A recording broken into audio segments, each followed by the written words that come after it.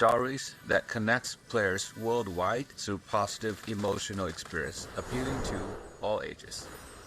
Our team has prepared a video that allows us to look back at what we've experienced since the launch of Sky.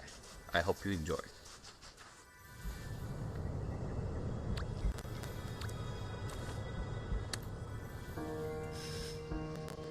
At that game company, we treat games as an art form. Today, many of us play games alone. But we believe games is a medium that can bring people together.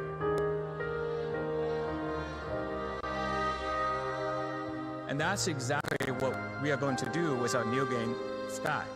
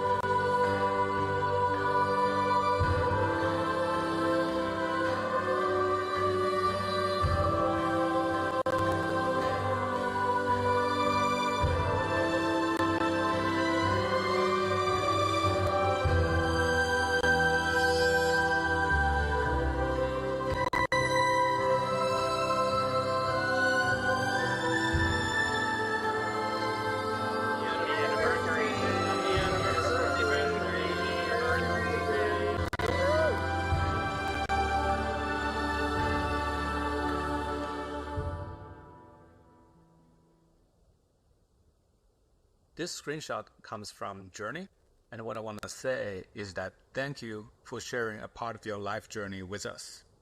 The 5 years since 2019 is beautiful, and we are honored. Looking at the past 5 years, Sky has indeed come a long way. We have made 3 major breakthroughs throughout the 5 years. And first, we have made a major breakthrough on the platform reach.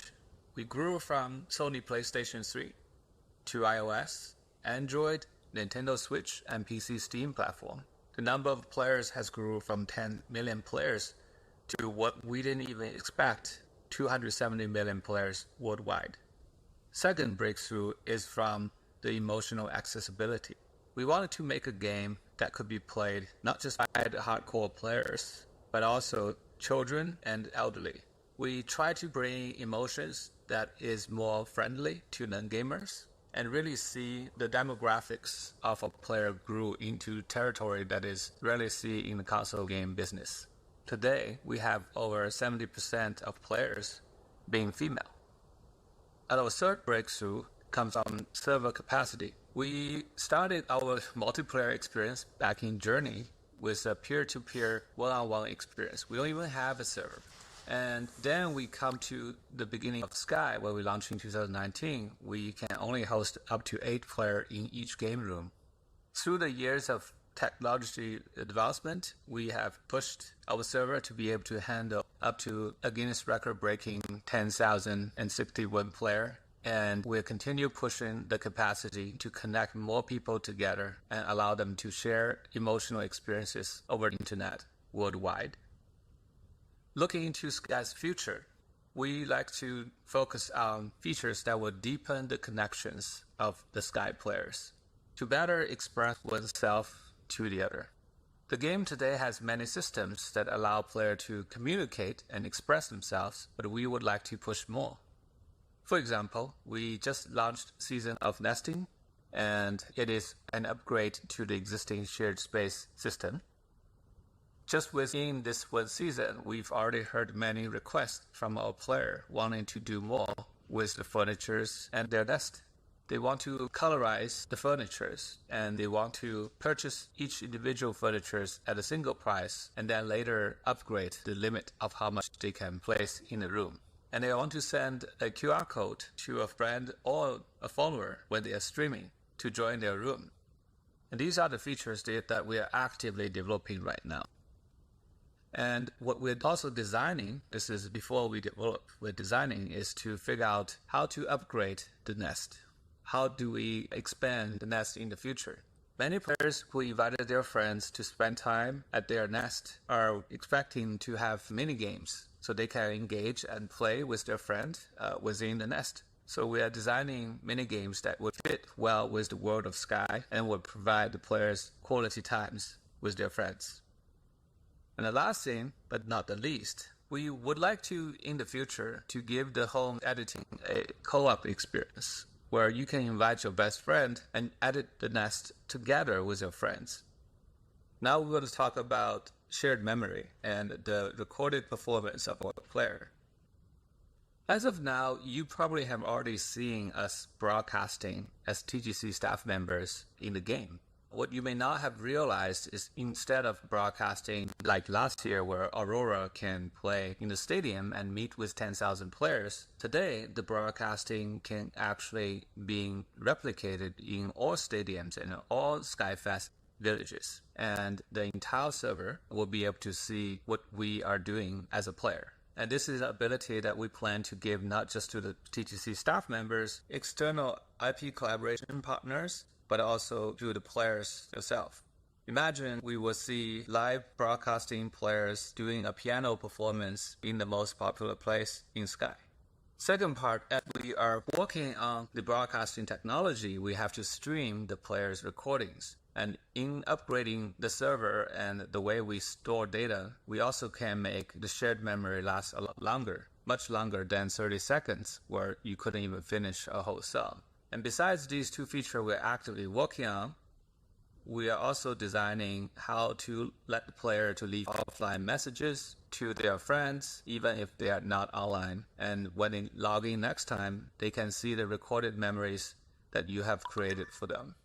Multiplayer shared memories is also the next on the list. Sometimes it is more funny or more interesting if you can leave up a shared memory with 2 characters or up to 8 characters. Because we can now stream shared memory and make a very long memory, we can also make multiple memory from multiple players coming at the same time. So if we want to create an improv acting episode, this should become possible in the near future. And once we have accomplished all these different designs, then we will be working on multiplayer live broadcasting so that the entire game room of up to 8 players can be seen by the entire server. And the last part, Sky's outfits and instruments are one of the most important things our players care about. And we are also hearing quite a lot of requests to make them even more versatile for self-expression. Right now, because of the nesting, a lot of players are saying, can I not only just wear a clothing, an outfit on my body, but also hand outfits in my nest? And don't worry about that. We are definitely going to support for players to display their collections. Because of the colorization of the furniture we're doing in the beta server, our player was wondering if we can customize and colorize the outfit. So we are still in the discussion and research on how we could support that in the near future. Another popular demand from the community is to be able to carry more than one item. Player wants to be able to take photos with the in-game camera and play instruments and potentially chat with a new stranger. And the team is still discussing, but we are interested in supporting that possibility in the future. And the last one is for player to be able to not dress up as Sky Kid, but also dress up like the spirit as you have met them. With all these additional features, we believe the player can have much more nuance to express themselves, either in real time or asynchronously. Many of our players spend more than an hour playing Sky every day, and it has become a hobby or sometimes a habit of life. And we realize it's not just a storytelling game with emotions. It also becomes a public space where many people spend a lot of time repeating the same thing. And we want to make sure the player is having their time well spent in the world of Sky. In the past 6 months, we've been doing a poll among our community members, collecting feedbacks and suggestions. What is the most highly voted quality of life improvements? I'm here to share with you that in the upcoming 26.5 build, which is the build after this, we'll have 3 major improvements based on the player's vote. First, we would like to give the player a toggle where they can automatically skip all the cutscenes, so if they're going on a candle run, they don't have to keep pressing the skip button. Second, as players collect more emotes over time, it becomes difficult to locate a rare emote you don't use very often, and it could miss the right timing to express yourself. Many players ask for idea to customize a favorite emote bar, so you can now create your favorite emote collections and summon them in the fastest way. It took us a long time to support this because we have all these new platforms and each one of them has a different interface. From the initial touchscreen on iPhone and iPad to the controllers from the PlayStation and Nintendo Switch, and now with the mouse and keyboard on PC. We were finally able to support all the platforms and have a unified design that should work across all the different input devices. And third, when we first started Sky, we thought player would have a couple dozen friends, and at maximum maybe having a few hundred. But we have definitely run into players who have hundreds and sometimes thousands of friends and has no space in the constellations. And some of the players are asking us to support functions like removing the friends from the constellation instead of blacklisting. With many changes on the backend database and the input from the UI, we're finally able to support this feature where a player can quote delete a friend from the constellation, free up the space without blacklisting, and later, if they want to, they can find that person they deleted and using a candle to light them up. And then they would be offered an option to renew the friendship. Therefore, the huge number of candles they invested in the friendship would not require to be reinvested. And you can continue the relationship that you deleted if you choose to undelete them. And these green ones are the features that's coming in the very next build, and they are currently already being tested in the beta build. And the yellow ones are the features we are actively developing right now. We're working on an offline messaging system for your friend. We're trying to reduce the repetitiveness of Candle Run by offering more variety of activities you can do and different quests and different engagement that you do during the Candle Run. And we're working on a better way to connect and meet friends, having more options to join them. We're also working on a way to create reasons for a player to revisit old maps.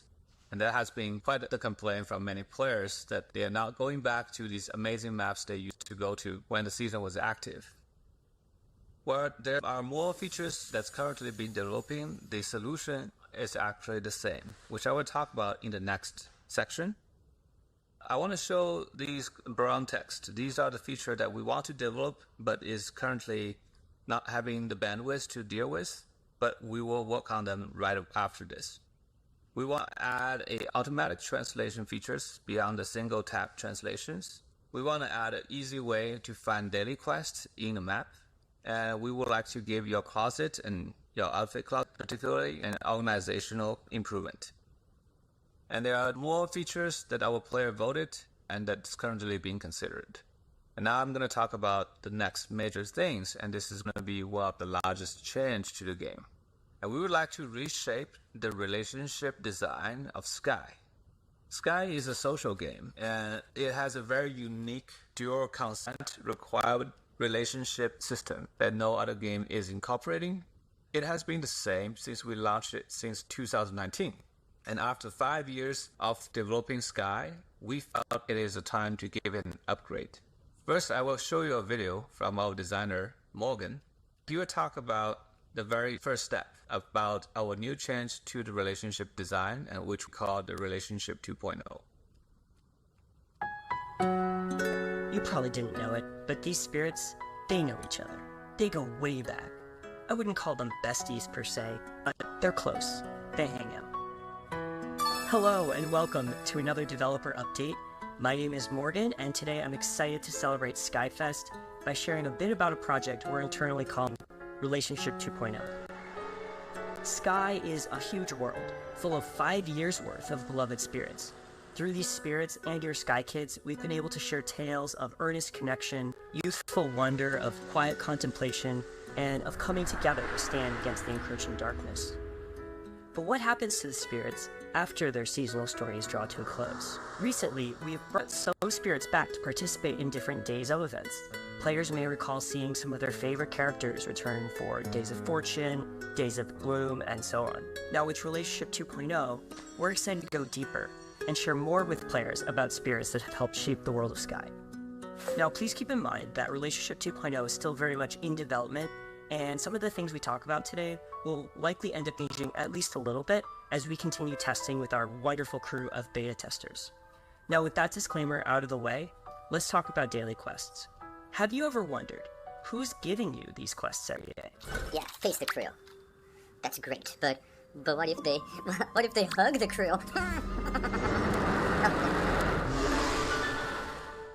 Well, wonder no longer. When the first iteration of Relationship 2.0 hits live servers, players will begin receiving daily quests from spirits in Aviary Village. These daily quests will serve as opportunities for us to tell new bite-sized stories about the world, and for players to help out and get to better know the various spirits who call Sky home. The spirits will have some familiar requests, as well as some brand new ones that explore their personality and their relationships with each other and with the world. We're taking care to ensure that while adding flavor and story, we're not causing the daily quests to feel any longer than they do now. Before players can dive into all the exciting new activities that spirits will have to offer, they need to go out into the realms and build those relationships. Given how much Sky has grown in the last 5 years, we'll be making it easier than ever to locate the spirits and to experience their stories. Players will be able to stop by the outdoor counter area of the recently added cafe near the tunnel in Aviary Village. There they can learn about and they can locate any undead spirits. This first rollout is just the beginning. Relationship 2.0 is what we're internally referring to as a core project, which means that it will continue to receive development for months to come. Thank you so much for joining us for another developer update. We hope you all enjoy SkyFest, which is live now in-game, and as of this video's release, in Tokyo. It's been an incredible first 5 years, and we're excited about what's to come. We'll see you in the skies.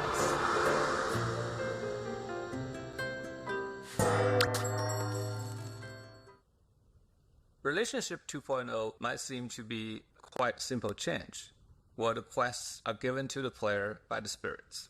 It actually has a quite different impact in the long run. Because if the quests are coming from the spirit, it will reveal more lore of these spirits, their relationship with each other, their background stories, and as you complete these quests, you level up the trust with the spirits. With more trust level unlocked, you should unlock unique reward beyond what we have offered in the game so far. And because we have to make the activity fit with the story of the spirits, inevitably we would add new types of the daily quests, which can add variety to the daily activities and make it less repetitive.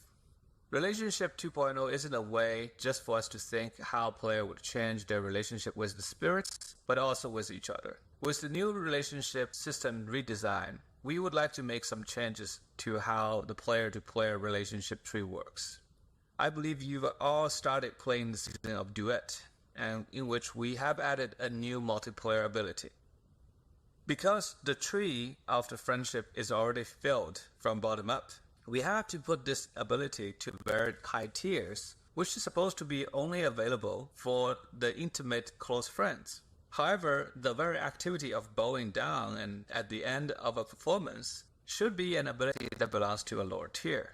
And we realize that fact that there is actually more activity for you to do when the relationship is not as close. And we would like to change the shape of the tree so that more lower tier emotes can be added without the player needing to increase the trust level. And there should also be a very different way to grow the relationship tree. I'm pretty sure after 5 years, many of the friends you have, the relationship tree looks identical. What we would like to see or improve for Relationship 2.0 is to create different type of trees based on the unique experience you shared with each individual friends. With the tree have unique shapes, we also expect to have unique quests that will be available among friends. Imagine if we have unique quests on the friendship trees that will be activated based on events and seasons. And if you complete a special quest during a special event, you would earn a special trust level, and that could unlock a unique friendship ability that will differentiate your relationship with the others. We believe this would really make a positive change to what is already working great between the players. Really create a variety and unique memories between the players for the long term. Now let's talk about IP collaborations. Yes, we will have more IP collaborations. I'm sure at this point you have experienced season collaboration like Little Prince, Aurora, and the Nine-Colored Deer. You probably have also seen a smaller event collaboration like the Sanrio characters. However, we are currently talking to 5 other collaborations. Some of these collaborations are already in production and that will soon come to see the world. Some of them are in the long-term planning. And I would like to talk about one collaboration that is not even part of these 5 collaborations. Sky the Two Embers is an artistic animated series explores the subjects of loss and resilience of the human spirit with no dialogue. It is the story about 2 orphans living at the edge of darkness, struggling to survive, learning that the only way to heal themselves is by helping the others. I'm going to show you a trailer we used at the PC launch to remind you the story of one of the characters.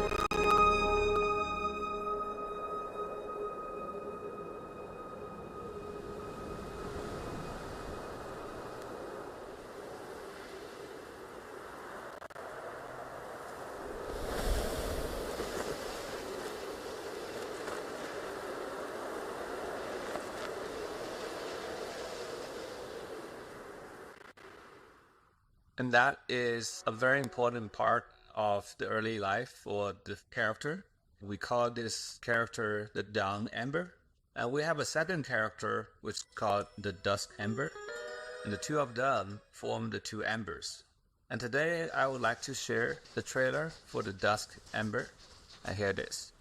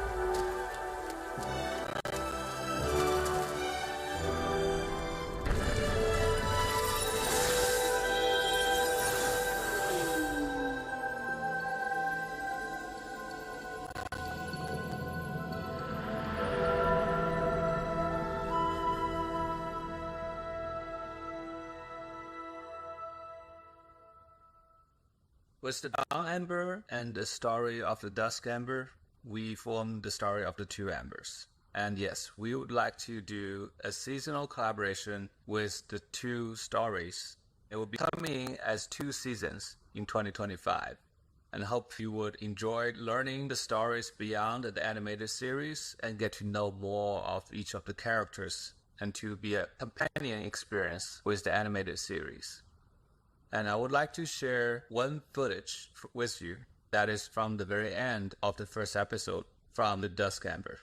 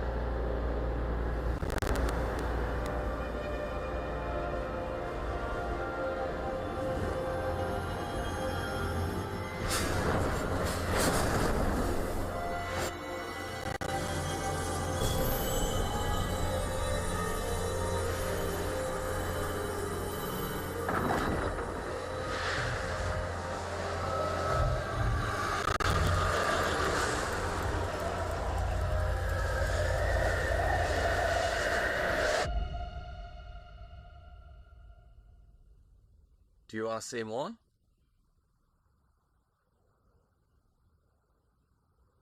Okay, now let's talk about the summary. Today we talked quite a lot of things about the future of Sky. We mentioned that we will deepen the connections and let players express more with each other. We want to improve the quality of life of everyday Sky experience, and we want to reshape the relationship between the player and the spirits, and also player and player.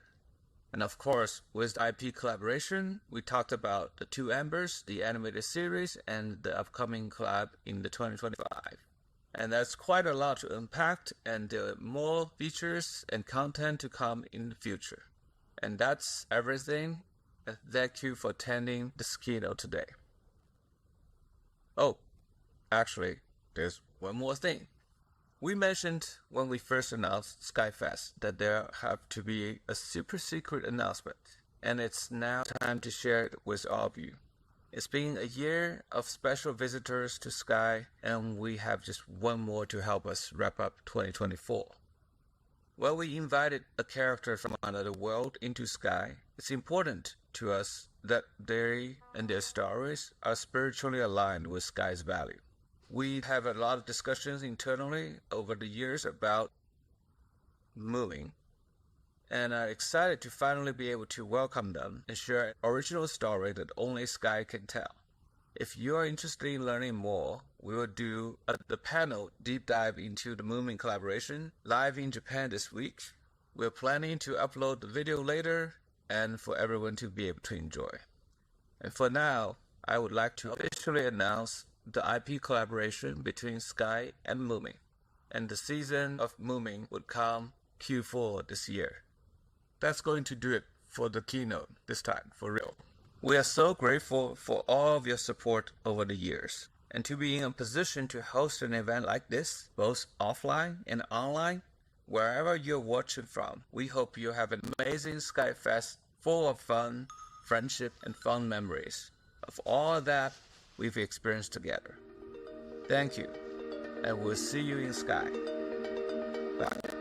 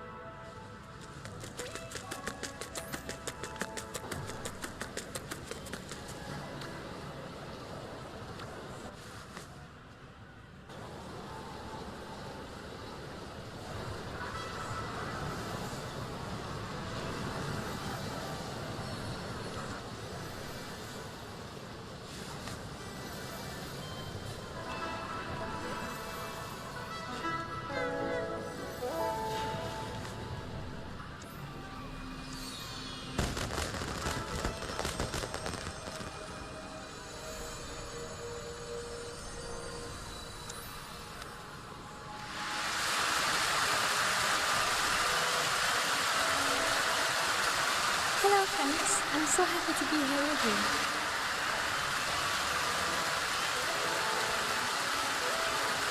And look at you, we are all here together.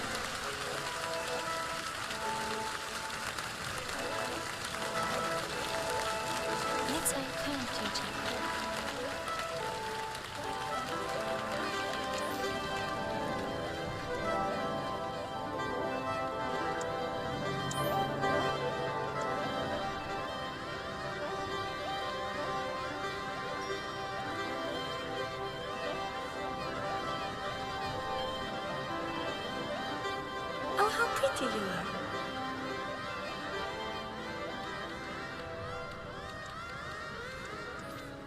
I see you.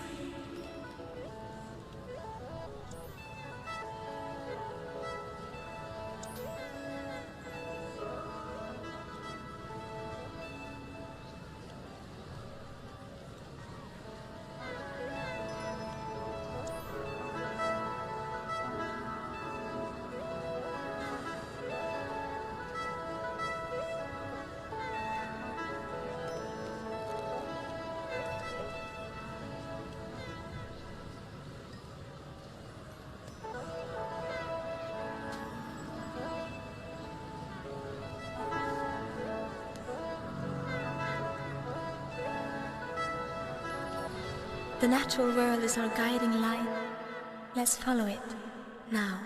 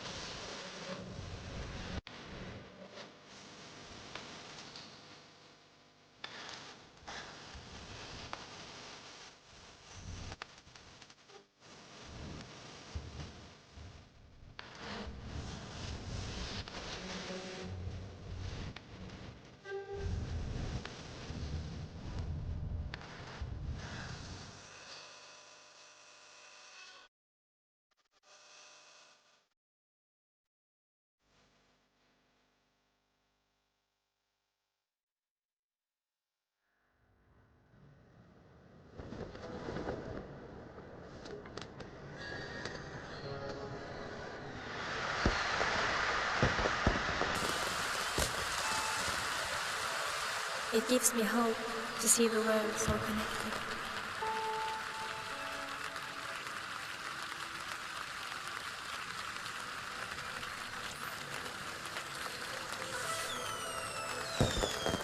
You have beautiful voices. Can you all harmonize with the same call?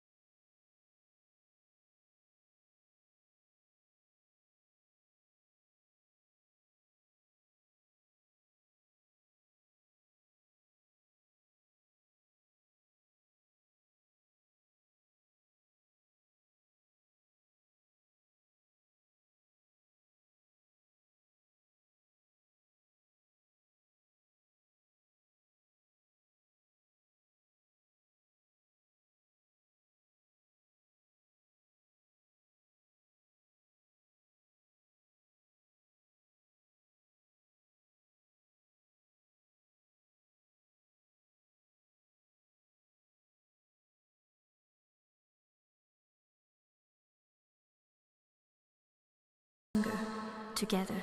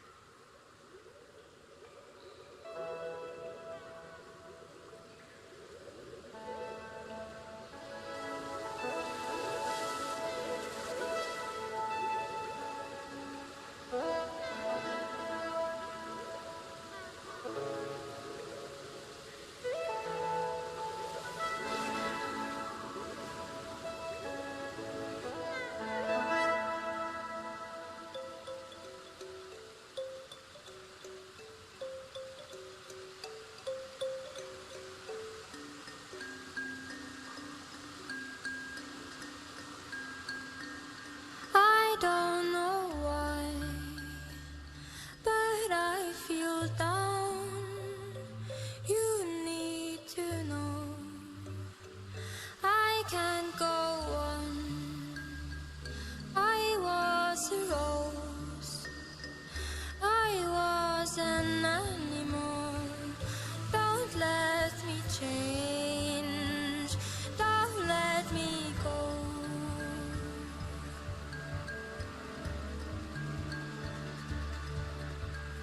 All around is stone. All is soft inside. All that I know lies within emotion. Why swimming unspoken? Lead me through the dark. All that I see came to me in colors, lasted for a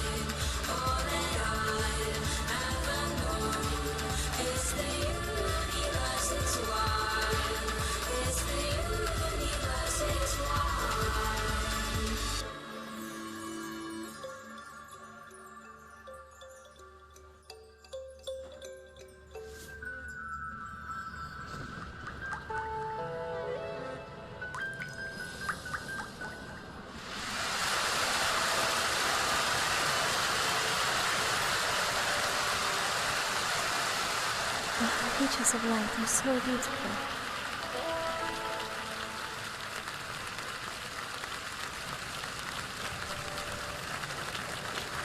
Call to them when they fly near.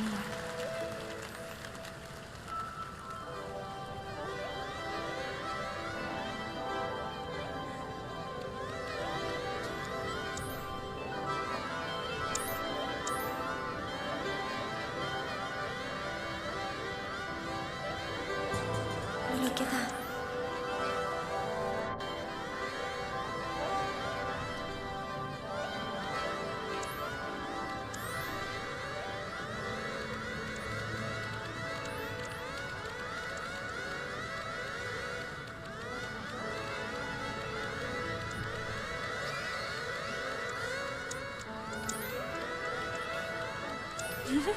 Yes.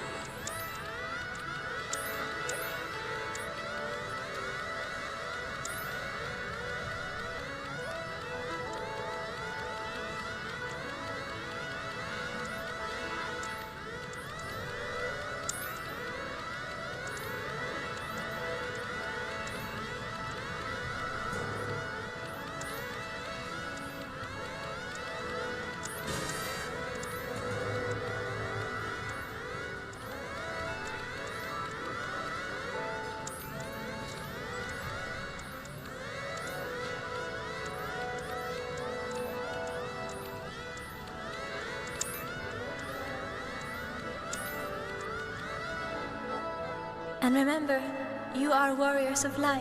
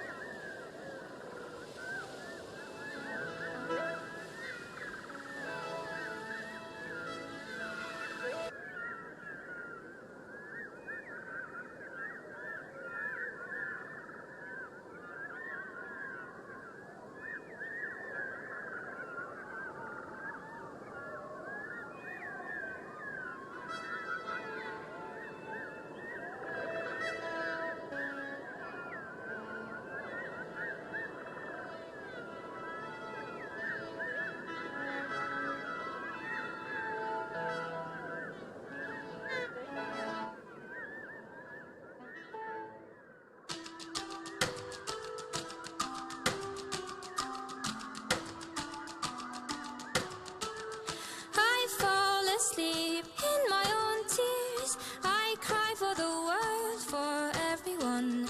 And I built a boat to float in. I'm floating away. I can't recall last time I opened my eyes to see the world as beautiful. And I built a cage to hide in. I'm hiding, I'm trying to battle the night. Let love conquer your mind. Warrior, warrior, just reach out for the light. Warrior, warrior, I am here, here, here, here. Warrior, warrior, I am here, here, here, here. Warrior, warrior of love. I stand behind the wall of people and thoughts mind controlling. And I hold a sword to guide me. I'm fighting my way. I can't recall last time I opened my eyes to see the world as beautiful. And I built a cage to hide in. I'm hiding, I'm trying battle the night. Ha ha ha. Let love conquer your mind. Warrior, warrior, just reach out for the light. Warrior, warrior, I am here, here, here, here. Warrior, warrior, I am here, here, here, here. Warrior, warrior of love, underneath darkened skies.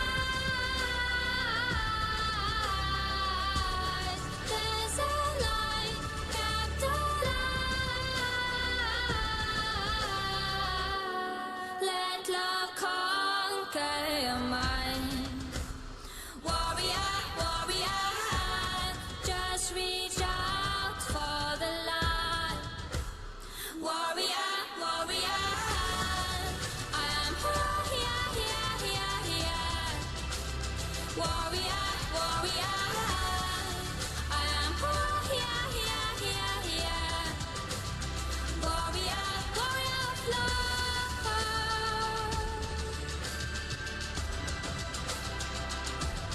Warrior of love.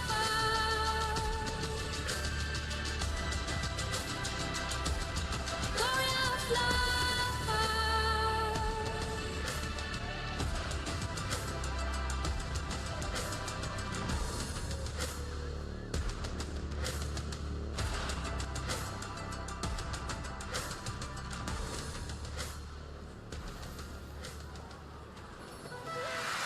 Oh, that was elevating.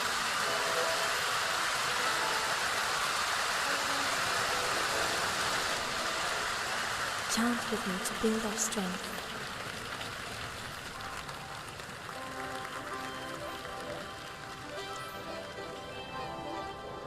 Thank you all very much.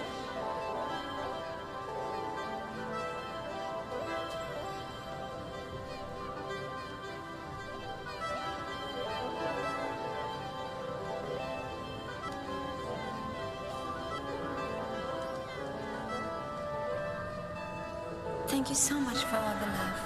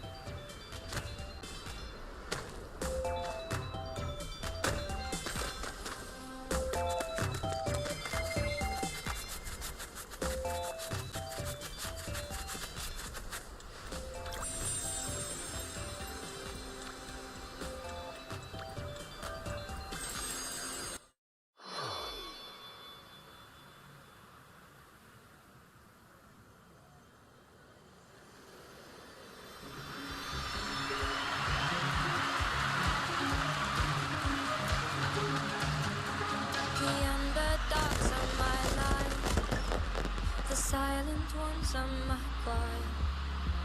The women will be my soldiers, with the weight of life on their shoulders. Drink until you've had enough. I'll drink from your hands. I will be your warrior. I will be your lamb.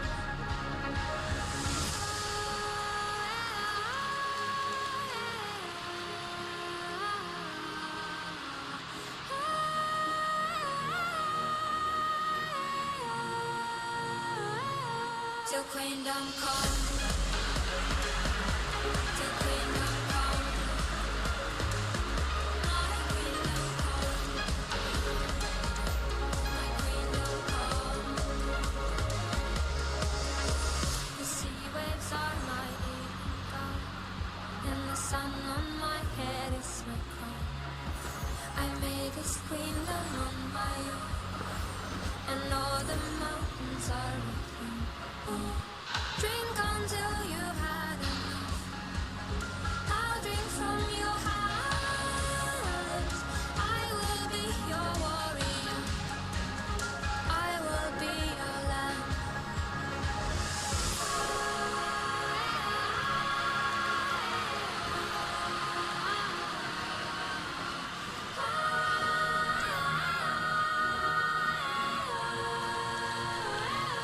Till queendom come.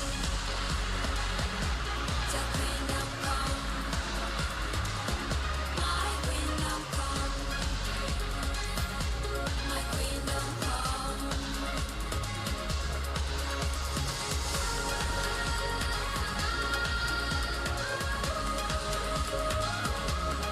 Queendom come. My queendom come. I hunt the grounds for empathy and hate the way it hides from me. With care and thirst I have become. You have a home in my queendom. You have a home in my queendom. You have a place in my queendom. You have a home. The queendom come. Till queendom come. My queendom come. My queendom come. My queendom come. My queendom come. My queendom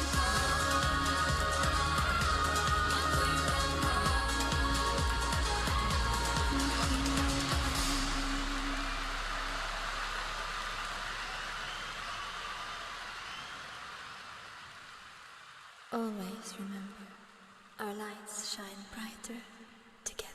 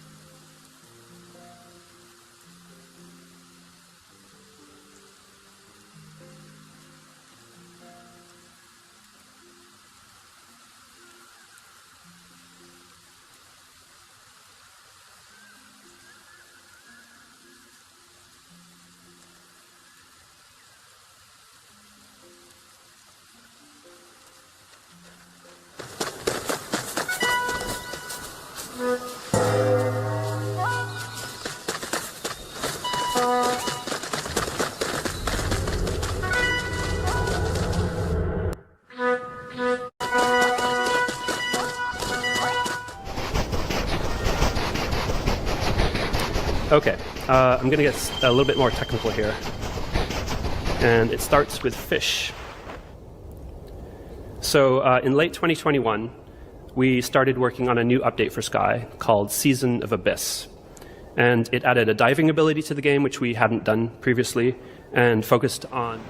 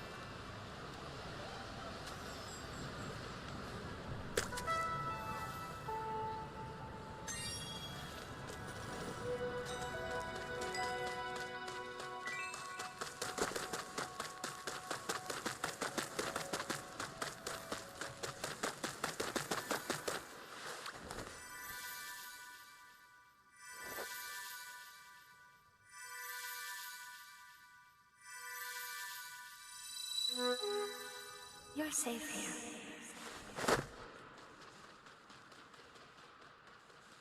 Breathe in.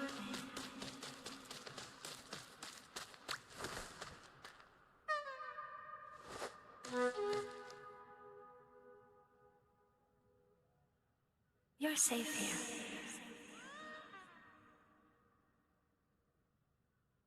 Breathe in.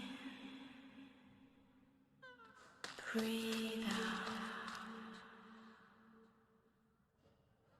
And again.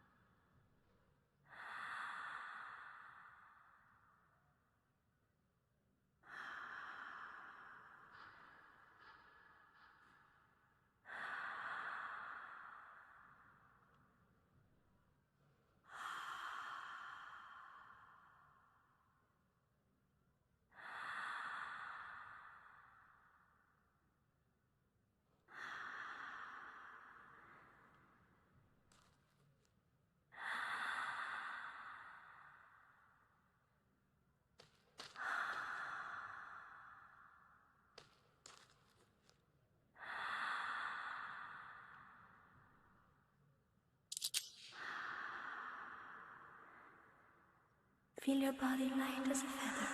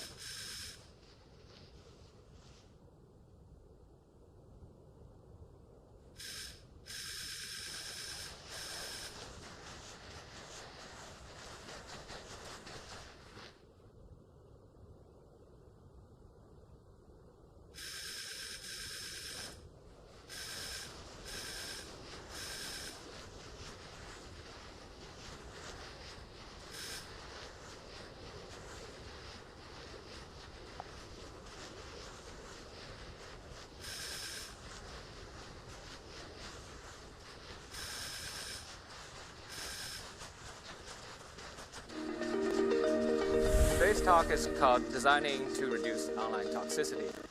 When you think about online toxicity these days, you don't even think about gaming anymore. It's almost like anything on the internet, anything in the social media apps. It's like these unwanted attention or harmful attention to you, or they are coming at you either in the form of words, voices, and all kinds of things that the internet isn't a safe place anymore. And when it comes to gaming, there is certain stigma about what online gaming toxicity is.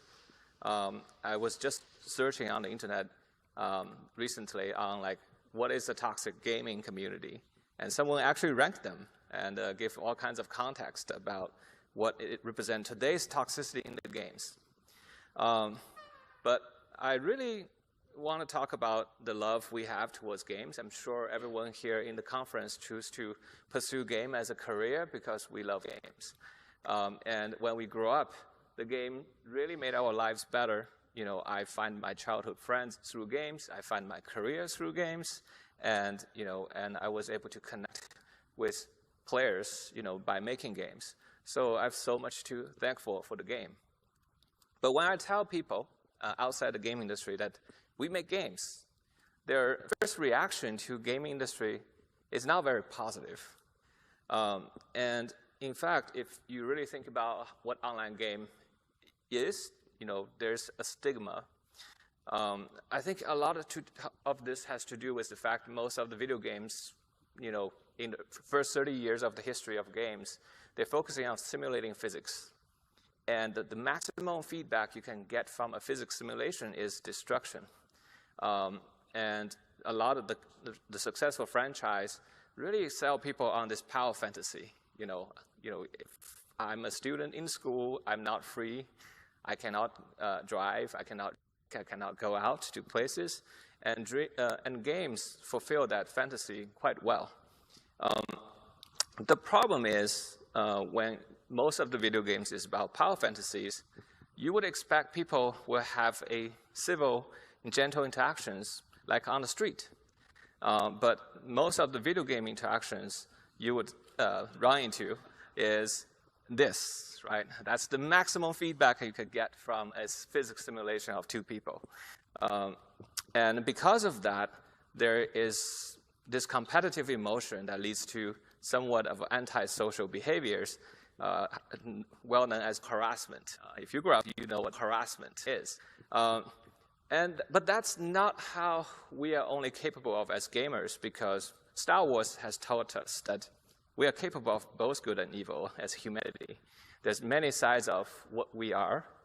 As game developers, it's more important about who do we want to highlight of these colors of humanity. Like, what do we want to highlight through our game design? And for me, I still feel, game is the ultimate art form. It's supposed to be a medium that to be respected, just like cinema, music, literature. And then why are we still seen as, subpar than this classic medium? I use this chart quite a lot, so bear with me. Old concept. This is emotional mapping of the demographics within the film industry. How at different age, masculine audience and feminine audience prefer different genres. The closer it is towards those demographics, the more they prefer those content. And there is, when I first came to America, that was early 2000. At that time, the game industry is very small. There was no mobile phones. And there's console of young male audience, and then there's casual of PC, mostly middle-aged women. That was pretty much it. The industry is very small. And they're serving a subgroup of the entire population, and so most people would refer these people as gamers. But today, ever since 20 years ago when I came to America, the game industry evolved so much. Console industry has grown quite a lot because the gamers grow older. They are 20 years older than when I first came in. And you start to see more serious emotions being kind of dealt with in the console industry. And when we started TGC, that was back in 2004, 2005, we made a game called Cloud. We were trying to explore the idea, can video games be art? At the time, there's a famous thing of, like, can video game make you cry? If video game make you cry, then it is art. But at the time, there wasn't any games that made people cry. So when we made Cloud, we actually managed to, this is a student game back then, made by 4 or 5 students with no engine. There was no Unity and Unreal back then. And it's a little game about a kid flying in the sky and playing with the clouds. But what happened is we have received so many letters from our player that they say they cried for the game, which at the time I was very surprised. And they encouraged us to start this company to make more games that could touch people, show the society that games are not just competitions and killing, and it could be something emotional, and it could potentially make your life better. And that was really what kind of pushed us to start a company. And we started our first 3 games with PlayStation. And we were very, very small when we started. We only had 4 people. And we were trying to tackle some of the most challenging subjects in the gaming medium. We were trying to see if we can make a video game haiku that feels tranquility when everybody was pushing for geometry wars, Xbox Live Arcade. It's all about like the excitement. And then we try to explore, can video games be a poetry that allows you to discover a feeling of healing rather than destroying. And then when we make our very first online game, which is Journey, we're trying to see if they can connect people emotionally rather than having people competing with each other. And so each of the game we make, we're expanding in terms of its emotional complexity. Flower added more adventure and suspense into the game compared to Flow. Journey added more drama. There's a kind of rise and fall of a transformation of your player character. And the emotional range, as the emotional range expand, each of the game managed to reach to a different group of players. And with Journey particularly, there's this cross-section here. These are older male players, above 35 years old. And they happen to be journalists and award judges. So Journey did pretty well with the awards. But we see a lot of comments on the internet saying, this is the most boring game. We don't get what's the fuss about this thing. This is just a walking simulator. Because they are from younger male players, and they don't necessarily understand the appeal of drama. But it's all right. Meanwhile, in the past decade, that's Journey shipped in 2012, so it's 12 years ago. In the past decade, the biggest thing happened is outside the console and PC hardcore gaming industry, we had the social media and then now the mobile platform. All of a sudden, when we made Journey, we felt like we really leave an impact to make the industry shifting towards making more artistic content. You can kind of see a lot of the Sony AAA games start to shift towards that direction. But meanwhile, 10 times more people start playing games, and they have no idea what's going on the PlayStation. And their impression of games is, Angry Bird. And we felt like the battle we've been trying to fight, to push for, is to make game more appeal as an artistic form, has been set back because of so many new players just came in. And I look at the history when other medium was seriously respected as a form of art.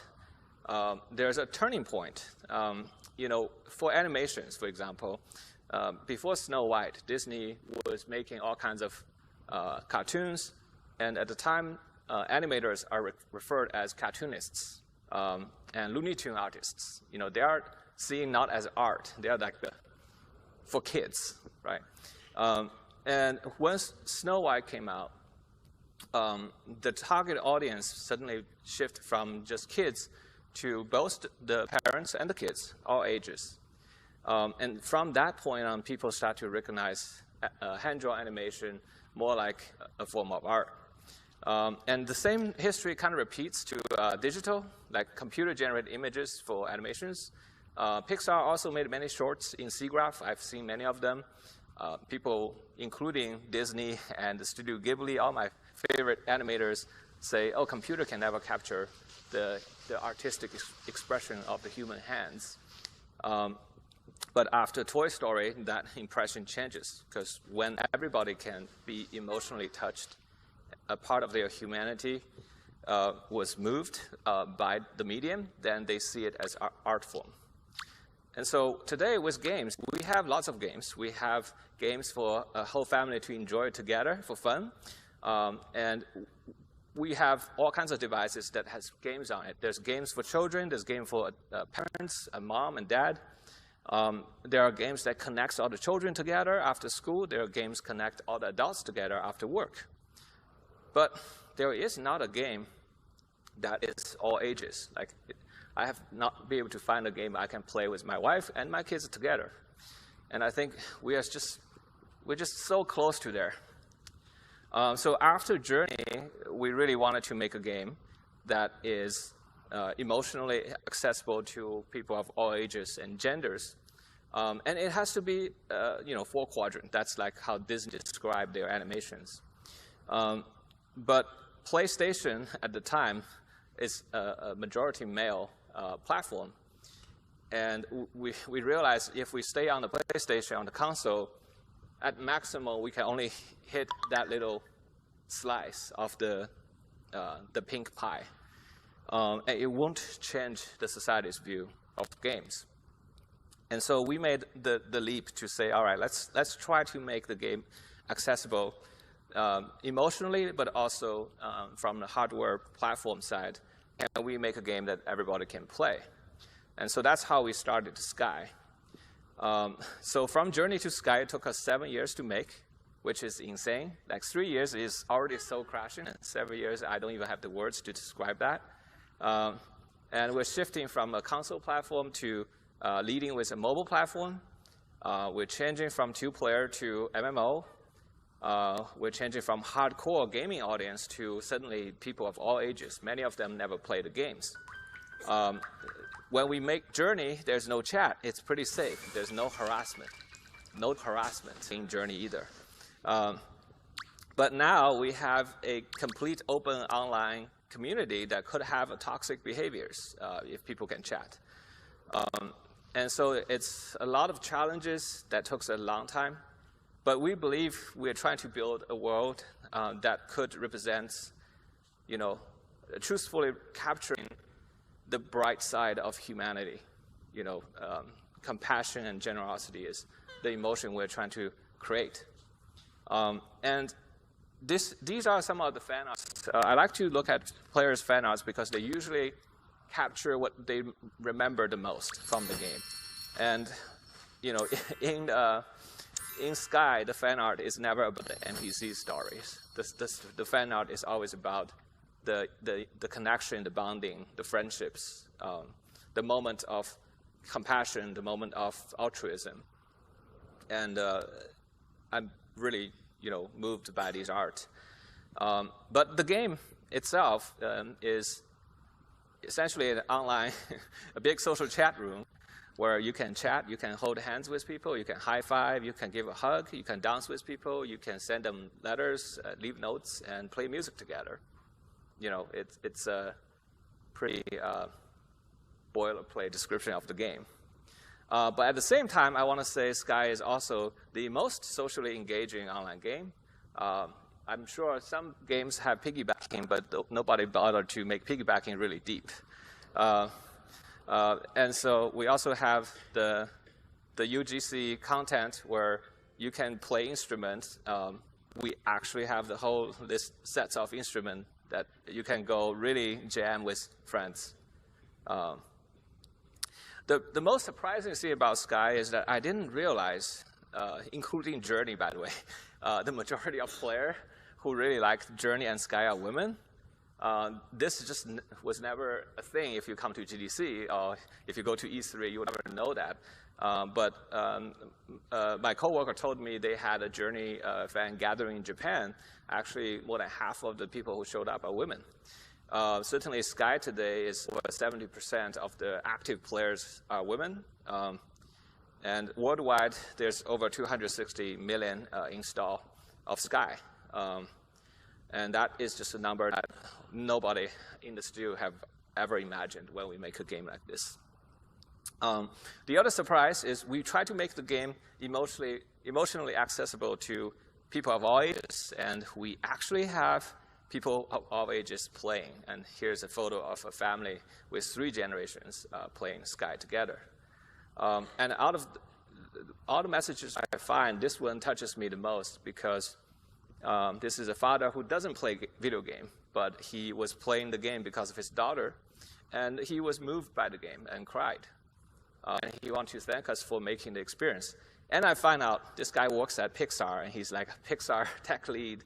That's extra bonus for me. It's just like, you know, these people are hard to move. So, and but on the other hand, among the community, these are the 2 things I find quite proud. The first one is, you know, most of us who made Sky, we're introverts, so we don't like hang out with people. So when we go make online games, we want to make sure it's actually friendly for introverts. And the second part is they told us that our community on Discord is the most wholesome, according to the community. But yeah, and that says a lot about how we managed to design to avoid what you would expect from a typical online gaming community. So I'm going to just share some quick lessons, notes we take, things that worked out and things that didn't work out with you. That's really why you're here, right? So, okay, first, very important one, just remember, the players are not born toxic. You know, and unintentional design can potentially nudge our players towards toxic behaviors, but they were never born toxic. So, number one, our behaviors are shaped by our environment. I'm sure everybody have heard of Stanford prison experiment. Just to break it down very simple, in Stanford, a psychologist wants to test if it's the system, the institution like of prison that's pushing the police to be abusive, or it's just purely because of the people. And so they recruited the same group of college students with the same background and given them roles of prisoners and guards. And they let them stay in the same facility for over a month. Initially, every college students were finding this really fun. It's a really fun role-playing game, right? It's like a LARP. But over time, they start to behave just like the real prison, where abuse start to happen. And people start to break down mentally, and people calling for quitting. They are all promised lots of dollars if they stay through the whole thing, but people eventually quit. They couldn't stay in this anymore. And the takeaway from that research is the professor said, the role that the people have in a situation has a significant effect on their behavior, and it's even much bigger than the innate personality.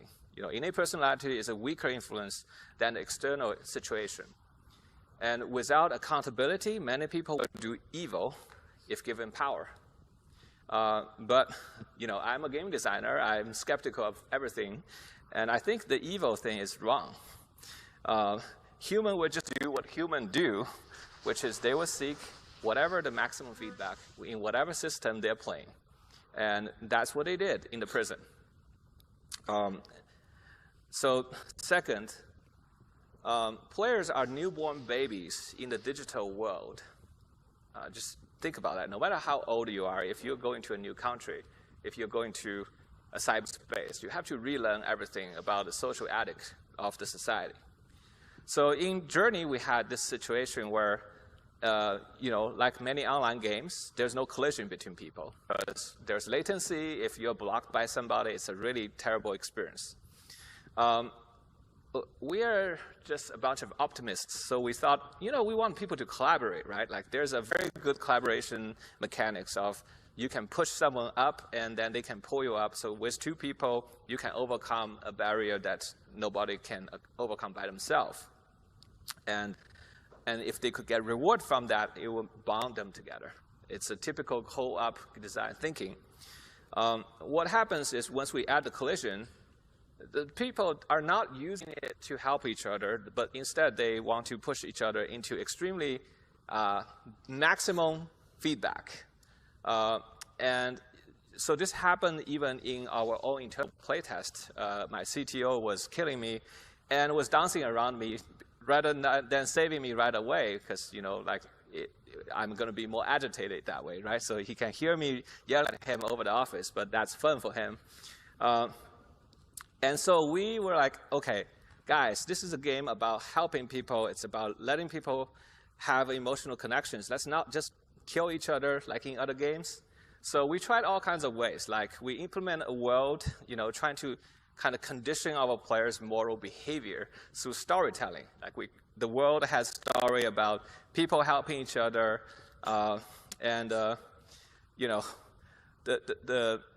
the main story shows people supporting each other. Like we did this in Sky as well. But none of these things, conditioning, don't work. They're babies. So even if you tell them they're supposed to behave nicely, they are still seeking for the feedback. And we see this happen not just between our developers.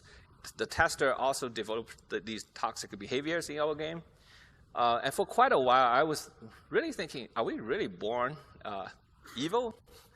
And so one day I ran into a child psychologist. I was complaining about these playtests to her, and she just said, oh, you're describing the behavior of a baby. The baby will seek maximum feedback to reinforce their social behaviors, similar to a dog. I don't know if you guys ever raised a puppy. They have these teeny shark teeth that's really sharp, right? So if they bite you, you feel the pain, but they can't really hurt you. You're like, why do they grow this type of teeth? So if they bite hard enough, their siblings is going to bark back, right? So their teeth is teaching them how hard to bite for social interactions. So then you would say, okay, well, maybe if the gamers are kids, let's just give them positive feedback for what they're doing good and giving them negative feedback for what is bad. The problem with babies is that sometimes they don't interpret negative feedback as negative, and they always find that being a positive. Because, yeah, my parents are yelling at me, that's new, that's very big sounds, I like that. And this happens on the internet all the time, And so what we learned from the psychologist is that if you want a baby to stop doing the bad things, instead of giving them negative feedback, you should try to give them no feedback. And that's a very simple rule, but you can apply that to all kinds of design in the online community. Okay, third, sometimes you have bad moral behavior that developed in your community. Don't worry, you can minimize it through design. So in Journey, in the early days, we had a simple design, those unintentional design. Right? In video games, there's resources. If you have resources, you can use that to fly. So that makes you like the resource. There's nothing wrong about that. Every game has this. But when you have two people, they both like the resource, and one person takes the resource and fly, and the other person doesn't have it, these people are thieves. A worst case situation, they are robbery, right? And during the early days of Journey, people just said, like, why are you making a multiplayer game? Online community is so toxic. We just want to play the game alone. Or give me a single player mode. That's like the most frequent feedback we get from testers. We said, no, we want you to actually connect with each other emotionally. And they were like, no. So we try to change the situation. Like, we don't want thieves to happen in the game, in the interaction. So we made it so that if you fly, the resource you use will come back, and it will drop right underneath you. So technically, you're not stealing anybody's money. And the other person can use the resource to fly as well. but they still hate each other. What we discovered is the time it took for someone to pick up a resource and go all the way to a new location. The time it invested was then stolen by the other player, right? And they're still unhappy even though the resource is still there, right? They thought time is also a resource. So it's becoming very hard to design a game where people don't think each other as thieves. And so what we changed in Journey is like, okay, what if there's just unlimited resources everywhere you go, and you can load up your pocket with resources, right? And then in that situation, nobody hates each other. It's like, oh, you're a fellow bank robber. We're all here robbing the ATM. What a nice, shared interest, right? And so people both can fly with lots of resources. They're happy with each other. It's just that one switch, right? You start to change the behavior of how people see each other. And so in Journey, eventually we removed the collision, not because we can't, but because we want. So there's no feedback for pushing people off the cliff. But at the same time, we created a new feedback where if the people are close, their warmth is charging each other. It's like they're giving each other resources. And that made the player actually really enjoys hanging out with each other because they are getting free money from each other's pocket, right? Why would you love someone who can give you money, right? And both you can fly. And you like to fly? I like to fly. If I fly, I'm close to you. And this makes player actually feel more comfortable to travel together. So from like, I want to play alone, these people are thieves, to, oh, I can't, I'm going to wait for my friends to catch up. The only change is just the environment. They're the same people who's playing the game. So I just want to use this example to show you that it's possible to minimize the toxic behaviors if you see them happening in your games. Work on the design. Okay, the second important lesson is that, Spider-Man says great power comes with great responsibility, right? Well, why would you have great power if you haven't earned it? You should give people power only after they have earned the power. And we need to fight toxicity with barriers.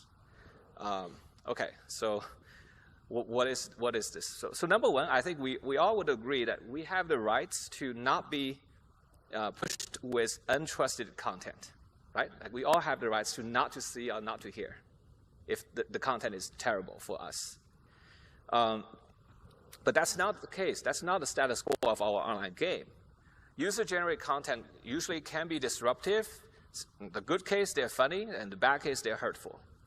So in Journey, we have no user-generated content, but just the position of the player.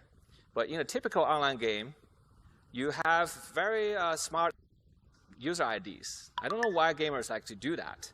But it gives you these weird feelings, right, when you read them. And for online games, there's the public chat. And usually it has nothing to do with your game. And they usually take you out of the game. And the worst situation, you hear somebody using the voice chat, then you really want to run away from this game.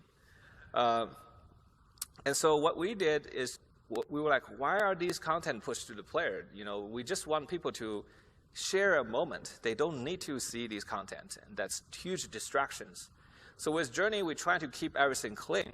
We only want to have a human to interact with another human. That they coexist and they share an emotional, roller coaster ride. Like they don't need to have these content being pushed to each other. And so, because of the naughty names that people have created in the PlayStation, we actually have to delay the display of PlayStation ID until the end of the game when the entire emotional experience is finished. Then we show them the player ID. And you can imagine if you see them initially, the funky bottoms, right? Like, who is this guy, the funky bottoms in the middle of the desert? I don't want to hang out with this guy, right? It would completely ruin the opportunity to connect. So in Sky, we go even more extreme. We basically are really concerned. It's a game played worldwide, of all ages. And I personally have experienced, racism, sexism, even age is being discriminated. I'm 40 years old. The kids doesn't want to know I'm a great uncle, right? So we have to hide all those identities first. We want people to be judged by each other as just a human being. So in Sky, if you have not have a meaningful connection with people, you just appear as a shadow. And the second thing is, names become a necessity in this game because there's so many players. You won't be able to tell them apart if you don't give them a name. In all the other games, you name yourself, right? And that's usually where the bad apple comes. So we decided to switch it, redesign the game where you give names to the other player. And in that way, no one can really force you to read anything you don't want to see, right? And that worked quite well for us. At least we have never heard any report on harassment because someone has a strange name in Sky. The second thing is social firearms needs a permit. Like if you want to run a shotgun, you want to carry a shotgun, you need to get a permit in the real life, right? So why would you give shotguns to babies, in the online game? So what is a shotgun? Social shotgun is the megaphone, right? You can speak in the public channel, and you can say something outrageous, and because you're anonymous, you can get away from it. So early on in Sky, we had these talking benches. Like we don't want people to talk all the time because that's just too dangerous. So we have these very short, 1 to 2 minute bench. You can sit down and have a brief conversation just to see if you like them or not. And then players start to request. They want to say, hey, the bench is too small. Only 2 people can talk. Can you give us 8-player benches? So we put it in the lobby. And then what happened is we have the eggplant boy. He becomes very famous because he always hang out in the social lobby and just when people are all chatting, on the 8-person seat, he would jump on there and just use many eggplants. And so many people was upset about this kid because they think the eggplant means something. And so eventually, one of our players went to talk to the kid and befriended the kid and tell her that's not a cool behavior. So he stopped, right? But during that time, he really had a lot of fun doing it because to him, he has total invisibility. Nobody knows his name, and he can just spam people with, fun, nasty messages. And so eventually, we had to dial back the public chat benches to just one-on-one. We don't want to give the feedback to a baby, of the potential to spam 7 people at the same time. If you are only sitting down next to someone who's sitting on the bench, you're very less likely to get a positive feedback because that person could be AFK. That person could be a worse person who can talk back to you. So it becomes much less toxic. We are no longer getting reports of eggplant boys. And we have the inspiration from Dark Souls where people leave helpful messages. So we want to reinforce that behavior. We want our players to leave messages to help each other, just like Dark Souls. The initial results are terrible. It's just like any online forum. You will find many smart text that is either funny or very disruptive. So essentially, if you unfilter the content could be very nasty, right? And creatively nasty on purpose because all the kids are looking for maximum feedback. So how do we control these behaviors is we have to ask our player that, if they want to have this power to push content to a lot of people, they have to earn their permit, right? Just like if you want to own a gun, you have to earn a permit. So how do we do that? So I was talking to a different child psychologist, and I asked her, so how do you correct these problematic kids' behavior in school? Because they would do all kinds of programs with kids. And I was asking her, what's the most effective? And she said, the most effective program is you rally up the struggling kids who have really terrible social behaviors, they're bullies, or they just don't get along with anybody. You rally them up, you sit them together like a 12-step program. You kind of ask them to talk about what they enjoy. And very quickly, they will find connections. You like that? I like that too, right? And then they will bond with each other. And once they build trust, once they find a community and they have friendships, they stop behaving terrible because they suddenly have somebody they care about, and they don't want to appear terrible in front of the people they care about. So really, to help people is about integrating them back into the community rather than leaving them to be the loner. And so we implement this feature where if you make a content, your best friend will know that content is from you. The moment we implement that content, we see a huge wave on Discord that people are going online to delete their messages because suddenly their friends could tell these smart messages from their best friend. So they clean it up in a day. And now the messages we see in Sky are mostly interesting and many of them inspiring. And so the rule we applied for the messages is initially when your friend made a content, there's 3 phases. The first phase is you made the content, and only your close friends can see it.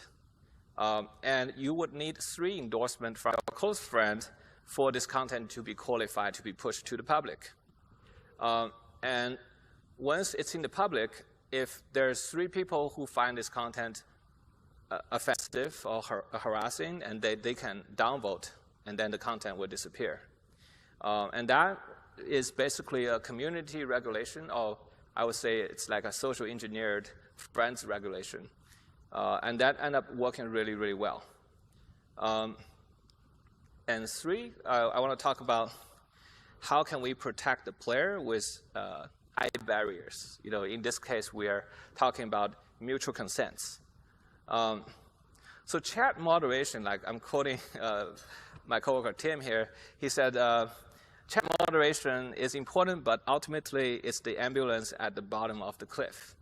You want to prevent the people from jumping, not just collecting a wounded person. So in Sky, we try to implement the consent at every step of the social interactions, from the early stage of people just chatting with each other without knowing each other, right? So in this case, you have a video here. People were talking, and you don't even know what they look like. You're not judging them based on the appearance. You can just have a people-to-people conversation. And even to reveal the appearance, you have to agree to cross the candles to review them.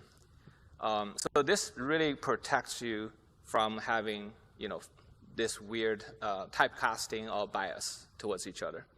And you really have to earn the friendship, like in real life. Like sometimes, like you like somebody, but they don't like you, right? So here's the kind of real vivid situation when a player finally get the friendship. They are so thankful. They feel like they've earned it. And so they actually care about the relationship. And then that's just the beginning of forming the friendship. But then every step going forward, building the trust and unlock more intimate abilities like hugging, holding hands, and a free chat, they all require mutual consent. So if you're being an annoying person or harassing person, then the other person doesn't have to take it. So early on, if you have not unlocked chat, all the messages are masked. You really have to work your way up to build the trust, and eventually to really unlock chatting. That's very kind of counterintuitive for an online game, because everybody was thinking, oh yeah, this is online, so you should have chat right away. You should be able to invite your friends and start to have very close chat. But we are designing it for introverts. Introverts don't have many friends, so it's more likely they are going to make new friends. And so we have to kind of build it a very safe environment so you can slowly dial up, whether you want to hear someone else talking or not. And in Sky, we created these different tiers of interactions that is, become more intimate over time. But many people would never go to the second or third tier. Yeah, so first tier is chat, second tier is warp. Like warp could be seen as stalking, so like that's ability you really want to think if you want to give to a friend or not. Then there's like a little bit like play fight, that things can be interpreted as aggressive, but will be totally acceptable for close friends, will all come in a much higher trust level. So the higher the entry barrier is, the nicer the people behave socially when they finally enter it. I don't know why, that's just humanity, I think. All right, the third lesson is, once you build a relationship, you want to protect the authenticity of the relationship. Gamification on relationship tend to erode trust and turn relationship into toxic behaviors. Number one is you don't want to mix relationship with rewards. It's like friends with benefits or with profits. That's usually don't go well. And internally, we are talking about designers. Like the players should be motivated to spend time with one another because it feels good, not because they have to or because they have something to unlock. In the early days, we were trying all kinds of mechanics. We're trying to nudge in the player to become friends with each other. What happened is, in the rainforest, we have the rain that's harmful for your health. And so we have umbrellas. We designed a puzzle where if two friends come, they can pray at the shrine. They will get the umbrella for both players. We thought that's such a great idea because it would encourage friends to visit together. But what happened is, two strangers will come to the shrine. They both want the umbrella. So they added each other. They become friends right there. They get the umbrella, and they break apart. And the next morning, they log online. Who is this person? They forgot. They forgot this person even existed. And then they told me they feel disgusted looking at their friend list, not knowing who are these people. And that was like one of the rare things. What everybody from the playtest told me, like, we don't want this. And the gifts should stay as a pure gift. This is another thing we made a mistake. So in the early days, we want to encourage the gifting. So we want to show player how to say, like you can potentially earn hearts by befriending someone else. So heart gift was a byproduct of it's like a bonus. If you level up your relationship, you get more hearts. But people love heart as a resources, so they want to farm hearts.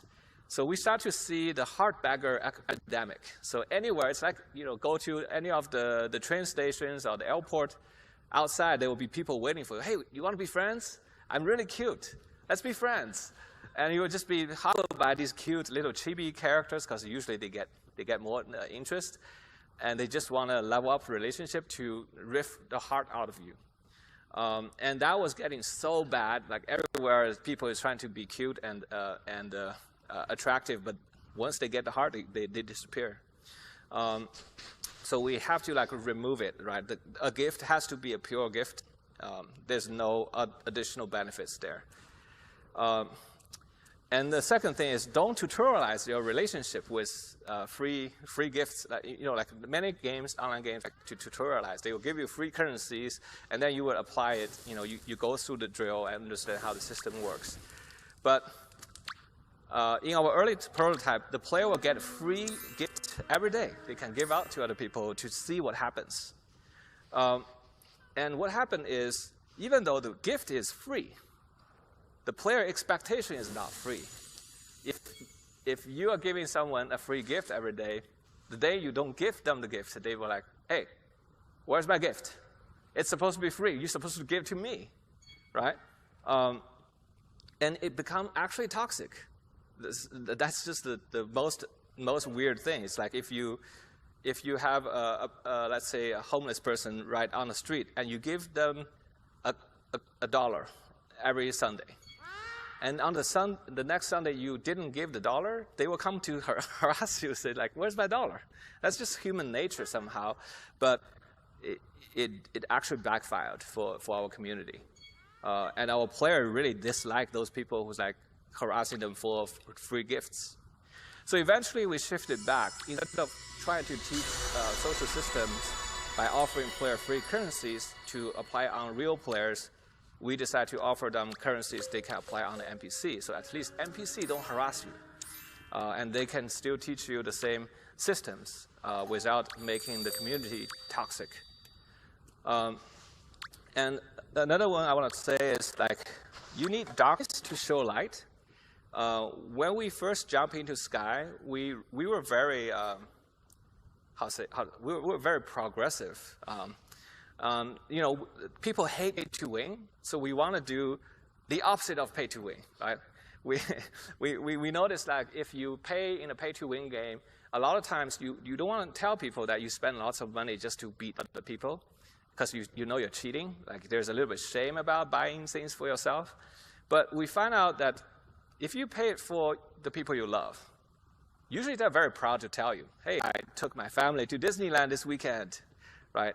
Or you know, I have this big diamond ring for my you know, fiance or whatever, right? It's like people are usually not shameful if it's about giving to someone they care about.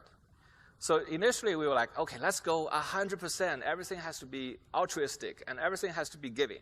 So we implement a society where you cannot buy anything. And the only thing you can get is if someone gifts you something. And that society runs like a paradise for quite a while. I was very happy. Look at how all these people giving each other.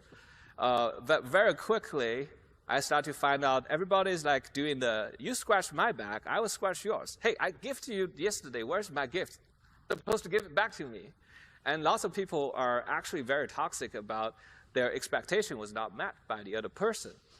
And that was quite eye-opening when we tried it, because we were like, we can control the system, we can change the feedback, but humanity doesn't work like a machine. They are human. And so we realized that if you don't have a system where you actually can buy something for your self-interest, then when someone gives you a gift, you are second-guessing. Your question, is that gift even is genuine? Or are they just simply expecting you to give back to them something? So eventually, when we launched the game, we had to include in things that people can buy for themselves, just so that when they choose to buy it for a friend, the friend could trust that is a genuine gift. And that was a very big change when we were doing the design. Yeah, so what we want is a genuine gift, not just gifting economy. And so today in Sky, you can buy things for yourself. You can also buy things for your friends. When we did the season pass, we did a slight discount. So if you buy it for your friends, it's cheaper. And it certainly made a lot of people decide to buy the season pass together. So 40% of the season pass was bought and sent as gifts. With the event content, that's 100% the same price. You can buy it for yourself, you can buy it for your friend. And 20% of the content people purchase are actually for others. So to me, that is a genuine gift to each other. And one last thing I want to talk about is genuine human connections could save lives. When we work on Journey, we realize vulnerability really leads to human compassion. This is a very social behavior of many social animals. It's a survival instinct. When you are weak and small, you have to rely on working with each other to survive, right? So when the predator, they go around, they're strong and powerful. They usually hang out alone. But sometimes even the big cats, they would work together.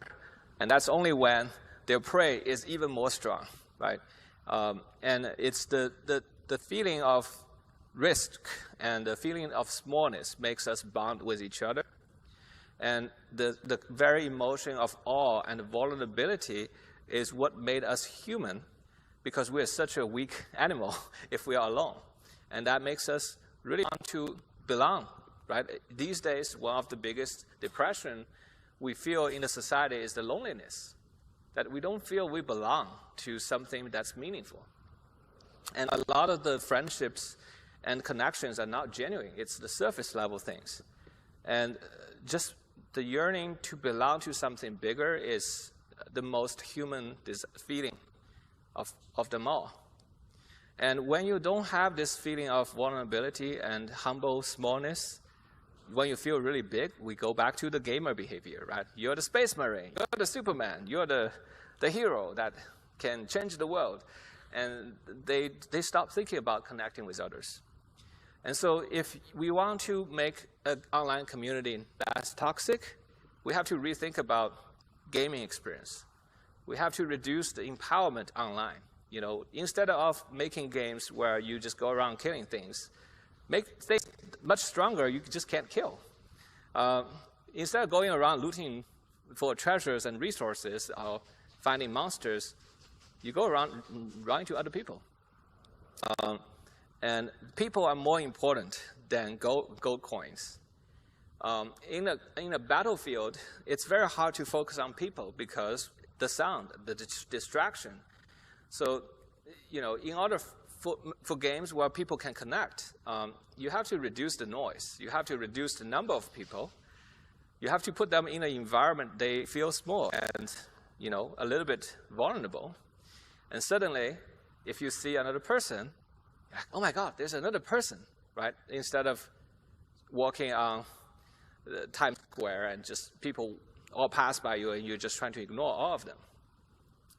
So for Journey, we really tested this idea of creating the world that evoke a sense of awe and vulnerability. And the result shows. It creates empathy and compassion between the players. These are the fan arts, again, of the memorable moments. What they had in the game is when they supported each other, is when they leave a message for each other. And once you're creating this compassionate moment, a genuine human connection will form. And that leads to inclusive and supportive community. So what is a genuine human connection? It's a vulnerable interactions between two people that they feel heard, seen, and known, and valued after the communication. And afterwards, they feel better about themselves and feel better about the world. I'm just going to summarize this genuine human connection. It's, you know, it's one of the few things I really believe is generally good for human. And, you know, when we created Sky, one of the emotions I really want to evoke is that we are not alone. And I think most of the artists who make art, they want to connect with people through their art. And in this process, if the art connects with them, there's an overwhelming sense of gratitude between the artist and the viewer. And I think this overwhelming gratitude I felt is also inspiring, you know, our creation, and we want to give it back to the players. It's a very healthy cycle of reciprocation. When we launched Sky in 2019, we got a letter within a few months. A 67-year-old grandma from Hawaii who never played games was cried and moved by the game, and she told us, you know, she doesn't want to be alone anymore, and she's still a person of love. And, you know, that's the same age as my mother-in-law, who also came from Hawaii. So it really, and eventually my mother-in-law also became a Sky player and find friendships. It's these stories that really makes me feel happy that working on the games that we make. There's this manga, a Japanese very talented manga artist. She make usually funny mangas, but one day she made this manga for us. She said she actually tried to hurt herself in the real life multiple times. She was really thinking about throwing her life away. But when she discovered Sky, she felt the warmth from many friends she made in the Sky community that for the current moment that she chose to live. And she's only 20 years old. I really don't understand why a talented artist, you know, at her golden age would think about throwing her life away. Yeah. And during the Ukraine and Russian war, we were really concerned because we have players from both both nations. And when they run into each other, instead of having a fight in the game, they actually really supported each other. They see each other as victims of the war, and they still stay contacted today. And I want to show just one last thing. This is from the concert of Aurora. When there's 4,000 people can view the concert together.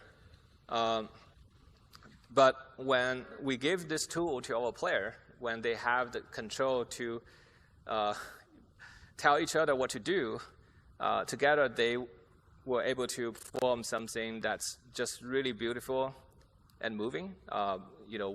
They decide to come together without any of the problem. We didn't tell people to do this, but they decide to do it together with each other. Instead of competing or fighting, they're here to create art. I've just never thought our gaming community could be more amazing. So to conclude, how do you keep your online interaction positive? First, just remember, players are not born toxic. We are all capable to being a good citizen and treat each other with compassion. So really just focusing on your design to highlight that bright part of humanity. Number two, don't give players social powers. No shotguns for babies, right? They have to earn their trust. And that's how the real society works, and I don't understand why online games don't do that. And number three, if you build a relationship, don't ruin the authenticity with gameplay mechanics. Gamification don't work with relationships. It needs to be genuine. And try to build genuine human connections in your community. It will save lives. And, we are game designers. We're thinking about how to change people's behavior in our games. But I don't see why we couldn't think about how real-world institutions can be designed to promote human values rather than destroy them. And if you can make it work in the virtual world, I don't see why it wouldn't work in the real life. So TGC, is a company that started 18 years ago, trying to make games to tell heartwarming stories for all ages. But today we have to change it because it's an online game now, right? We have to inspire humans to connect worldwide. Thank you. And we are also hiring. Yeah.